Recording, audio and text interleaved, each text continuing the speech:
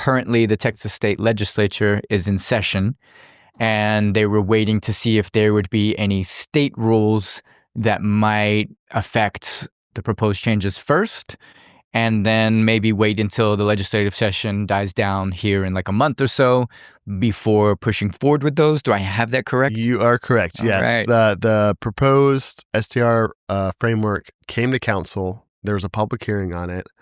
And instead of adopting it, what they did is they postponed the framework. They adopted the hot tax collection component, but they postponed the actual short-term rental regulations. Now, they did a procedural thing. They took the short-term rental regulations were originally in the zoning code or the land use development code of the city of Austin.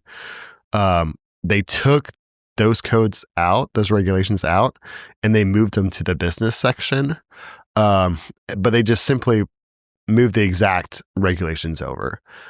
So nothing, from a homeowner's perspective actually really changed. But they did this because, let me see if I got this right. The last time it was shut down, when it went to the courts, it went to the Texas Supreme Court, the last rules they made, it said that if there's changing to the zoning, all property owners are supposed to be notified. And so that they were saying that everybody should have got something in the mail saying that the zoning is changing. And they use this as a technicality in order to strike down the previous STR rules. And so now they're moving it out of zoning into business practices. Yes. Close. You're close. I'm trying, Taylor. It was a different court decision Okay. that decided that. The city of Austin, like most cities, they get sued often. The court case you're talking about was related to the land development code rewrite. Okay. That's right. Code Next was the original one, and then they stopped that process and then reinitiated it about a year later. And it was just called the Land Development Code Rewrite. They named it that because that's harder to put on a bumper sticker, or on a yard sign. But the courts invalidated the city of Austin's rewrite to their Land Development Code primarily because of that notification requirement you're talking about. That requires, if there are changes to zoning, that property owners within 200 feet of that property that's being changed to get individual notification.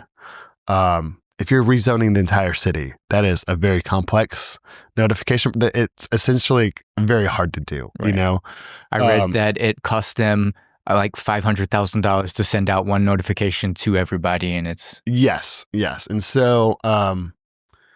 when we're proposing these short-term rental regulation changes, the city had to do that notification, and they did that notification. And so since they already did the notification, they went ahead and moved over the regulations since they conducted those public hearings, but they adopted essentially, instead of the new framework that they were going to put into the business code, they just took the old framework and moved it over. Gotcha. And so the reason they did that, like you mentioned, is because the Texas legislature is in session right now. At that time, they knew that a bill probably would be filed that would circumvent this or preempt the city's framework. That bill has since been filed. It is in the House. It already received a hearing on it, and it is in the process of making its way through. That legislation would prevent cities or any local jurisdiction to regulate a platform. I believe the term is a global marketing platform or something like that, that connects two individuals to sell or lease something.